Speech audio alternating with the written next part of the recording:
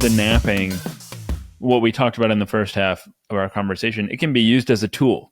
And are there any ways in which dreaming that you're aware of at this point can be weaponized or used as a tool?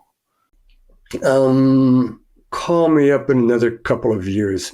Adam Horowitz, who is a postdoc at MIT in their media lab there, worked with me as a graduate school student, developing a device that he named Dormio, which is actually a glove that you wear with a bunch of sensors built into it that can detect when you fall asleep. And he wanted to do that because he wanted to study what are called hypnagogic dreams. Hypnagogic just is a Greek way of saying sleep onset, because many people have used sleep onset dreams to foster creativity. Thomas Edison used to get stuck with some problem while he's working on an invention, and he'd go to his armchair and sit in his armchair, put his arm down on the arm of the chair with a fork held between his thumb and first finger over a tin pan on the floor. And he would think about the problem and try to solve the problem, and then he would drift off to sleep. And when he drifted off to sleep, the muscle tone in his fingers would drop, and he'd drop the fork and it would wake him up.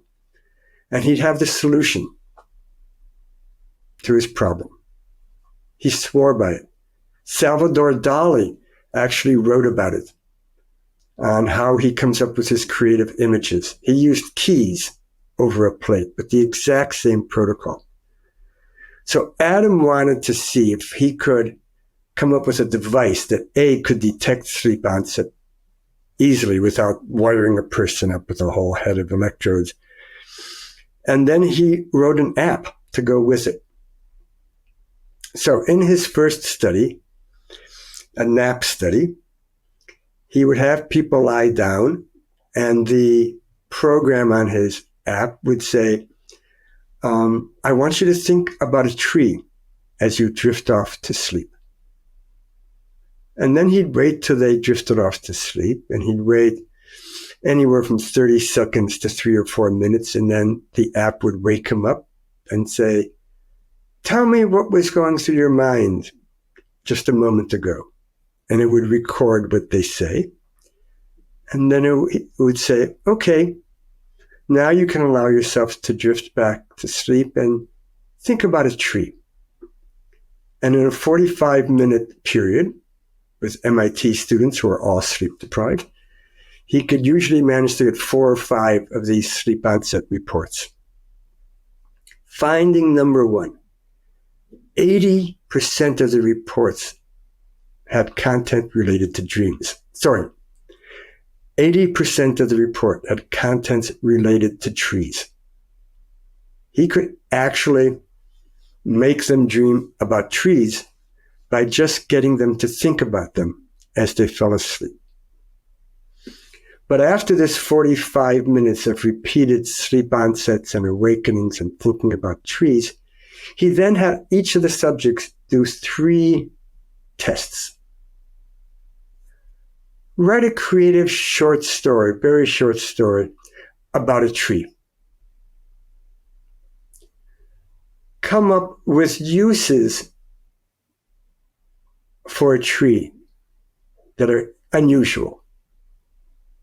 And tell me the first verb that comes to your mind when you hear each of these words: tree, branch, limb, leaf, soil, plot, all of these words mostly related to trees. And then he would have judges score them for how creative they were on each of these 3 tasks. Meanwhile, he's got another group of subjects who did the exact same protocol, but he said as they were about to go to sleep, pay attention to your thoughts as you fall asleep, instead of think about a tree. And on all 3 tests afterwards, the people who had thought about and dreamt about trees were objectively more creative when they thought about trees. And in fact, the extent of that creativity correlated with how many reports they gave, how many mentions of trees there were in all of their dream reports put together. So it seems like if we can get you to dream about something, it will make you, in the very short run, more creative thinking about that topic. And he's got some data and not enough from letting people go all the way into REM sleep and then repeating it and letting them go back into REM sleep and getting the same effect. So we don't know yet whether you can prompt them before they fall asleep in the evening and it'll work all the way through the night, or if it only works for a short period after they've been prompted to think about it. We know from other studies that we can have people play a game like Tetris a couple of hours before they go to bed and not prompt them at all, and they'll still dream about Tetris as they're falling asleep. So it might be that they can get it all the way through the night. So that's one set of studies that are sort of ongoing. But we also are working with people in a VA hospital who work with trauma patients to ask whether having them think about a traumatic event or an element in a traumatic event as they're falling asleep allows them now to process that memory in a way that they can't during a normal night, because in a normal night they will have these PTSD dreams that are just repetitive. So something else I didn't mention is that as you looked at these dream reports people were having about trees, over the course of 3 or 4 reports, they became more and more bizarre. They might start with dreaming, I was dreaming about a big oak tree that was in the backyard the house where I grew up as a kid, to, I was wiggling my fingers and they had leaves on the ends of them, to, I was planting a tree on the moon to put the flag on. So all of these bizarre types of dreams. So it might be, if you did this with people with PTSD who normally can't break out of this cycle of only dreaming veridically about the trauma, that it might be able to get them to break out of that and dream more associative in a way that will let them start to have that associative healing. So that's another direction that we're looking to see if we can do it. And then there's the dark side, which is that in a recent conference in New York of advertising executives, 80% have said they'd like to try this technique in the next few years. If I tell you to think about, that's not the way the experiment was done. If I repeatedly play the word Skittles to you after you fall asleep, and someone else, I repeatedly play M&Ms to them after they fall asleep, when you wake up, you will say that you like Skittles more, and she'll say she likes M&Ms more, and you'll say you're willing to pay more for a bag of Skittles than for a bag of M&Ms, and she'll say she's willing to pay more for a bag of M&Ms than for Skittles. The advertising world is very excited about this potential. Something like 80% of us now sleep with a phone or a speaker next to our bed that someone else controls. Huh. So that's the dark side. Yeah. That was all incredibly fascinating. The hypnagogic dreams, though, this is entirely anecdotal, but I have noticed, it's funny that I didn't notice this my entire life, but I noticed this in the past couple of months, that as I'm lying in bed, I can tell when I'm getting close to falling asleep when I'm monitoring my thoughts, because my thoughts become very incoherent. Strange. Very strange. Yes. They are not connected to one another at all. And I sleep with a phone a couple of feet away from my bed. And I also write a lot of fiction, and this goes back to some of the stories you were telling. But I get a lot of ideas, very bizarre ideas about fiction around that, and I'll turn over, and then I might jot them down if they're good enough, and then I'll continue trying to fall back asleep. You don't have voice activated recording on your phone? Well, actually, I turn my phone onto airplane mode before I go to bed, and the voice activated recording Siri requires No, that's if you want internet. Siri. If it's just, well, you can have an app that just records your voice, not translate it. Right, but if I want to activate it without turning my phone on, I have to say, "Hey Siri." So I have to turn it on anyways. But what I was going to ask though is, I'm sorry, Siri. Hypnagogic dreams. These happen when you're still awake, or is it a blurry time before sleeping and but while you're still awake? So I went to a conference way back in 1994, which was on sleep onset. And I summarized what everybody said as there is no moment of sleep onset, but I can measure it better than anyone else. So being a reductionist culture in science, everybody has a moment, they have an algorithm for defining when sleep onset occurs, but it doesn't. It starts several minutes before you fall asleep and extends until several minutes after. And first you have the strange thoughts, and then you start to see like just pictures. You might see a face, you might see a landscape, you might see a geometric pattern, but not like a dream. And then it'll start to become more like a narrative dream, and you'll tend not to be in it. And then later you'll start to become incorporated into it. So there's this progression. And there are, in fact, 8 Hori stages, Hori, a Japanese researcher who broke down, based on the EEG, broke down the sleep onset period into 8 different stages. So sleep onset is a very slow and gradual process. And you see it. You see it with thoughts that are a little strange, that come before the thoughts that are really strange, that come before the thoughts that come with a little image. And that's no one's to say when sleep onset occurs in that process. Might it expedite the falling asleep process by trying to foster or allow these very loose hypnagogic dream thoughts to occur? Oh, Lord, I must now tell you that one of my many techniques of helping myself fall asleep when I'm having trouble is to think a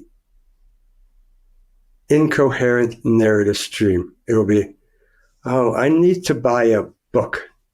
I need the book so I can ride my bike to the moon faster, so that I can see the stars when they come out of the movie theater. And I'll just build this intentionally bizarre thought stream. And I fall asleep if I can keep it up. Yeah. Oh, because I mean that's great. I mean it means I'm onto something, because it's something that I've been sort of trying to do lately, because I struggle with falling asleep. What you want to do is clear your mind, and no one has figured out a way to clear your mind. So what you want to do is not get sucked into that sort of reminiscing about events from the day, or that planning of events for tomorrow, which is probably rather what that sleep stage, what that sleep period, or that peri-sleep period evolved to do. That is to say, if you think about what you normally think about as you're falling asleep, it's things you didn't finish getting done today, things you got to get done tomorrow, things that happened today that you're not quite clear about, all these unprocessed thoughts. And I think your brain is literally lining up memories to be processed during your sleep period. That's one of the algorithms it uses to identify what to spend its time on while you're asleep. And normally these images and memories will come back to you with a real flat with a really flat attitude with no affect associated with them. It'll be like, oh, that was a real bummer when I dropped that phone into the toilet. I'm going to have to get myself a new phone. And you don't, in the moment as you're falling asleep, get all upset about it again. When you do, that's the origin of insomnia. It's this anxiety cycle where you remember something and it triggers an adrenaline rush, and then you got to wait 10 minutes for the adrenaline literally to burn out of your body, and then you get another one. So the secret is to try not to think about anything about except what's important. And thinking nonsense. I'll sometimes sing nursery rhymes, one syllable per breath, and visualize them. Visualizing them is, I think, a critical part. Now I'm going into how to fall asleep if you have insomnia. If you visualize things that you think about while you're falling asleep, then other thoughts don't intrude in. If I'm just singing a song, I can sing Twinkle, Twinkle, Little Star and run a whole narrative in my mind about this thing I have to get done tomorrow, not realizing that I'm doing that. But if I picture the star and I see it twinkle, then those other thoughts don't come in. But yes, you can cut all of that out when you... No, I don't want to cut all of it out. But thinking incoherent, unconnected thoughts, I think if you can keep it up, will push you to sleep. Haven't done the study. Works for me. You found the topic I was going to ask you about to end, which was what sorts of things people aren't already doing that wouldn't be necessarily intuitive that they could do to help themselves fall asleep. So now I've got to think of something else to end on. And I think another good note to end on is we talked a bit about how sleep deprivation inhibits memory consolidation. Are there any other dangers of sleep deprivation that are particular to dreams? Dreams. We know very little. So the worlds of sleep research and dream research are bizarrely disconnected in reality, just like studies of memory and emotion are disconnected. I mean, you can't separate memory from emotions, but we have cognitive neurosciences and we have affective neurosciences as if they were completely separate fields. So we do the same thing in all the sleep studies I've done, dozens and dozens of sleep studies, hundreds and hundreds of subjects. I've never combined memory studies with dream studies except in one case. And the reasons are technical. I don't want to wake someone up in the middle of the night to collect a dream report if I'm looking at how sleep stages affect their memory consolidation, because that might mess it all up. So we don't really know about that. But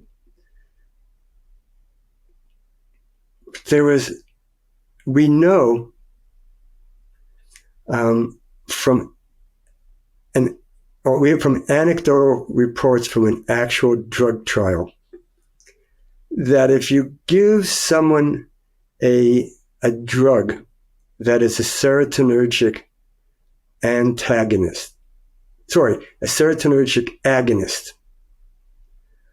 during the day, which is supposed to decrease violent behavior. That's why it was being tested. People who are violent become less violent if you give them these drugs. That the trial went fine until the trial ended. And when they stopped the trial, people started having these dreams early in the night that were so horrible that they, A, woke them up as nightmares, and B, they would be afraid to go back to sleep for the rest of the night. And they came to Alan Hobson to ask if he could try to figure out why this is. And what we showed is that when you give cats in our study this drug, it blocks their REM sleep. So they have no REM sleep. And then when you stop the drug, they have this huge burst of increased REM sleep. So that's All I know we can say about if you deprive people of sleep, I don't know, but if you deprive people of just REM sleep, when they come back, their dreams will become much more intensely, negatively emotional. And that might just be what always happens when dreams get more intense. As they get more intense, they tend to get more negative. But REM deprivation will push the dreams in that direction. It's not somewhere you want to go.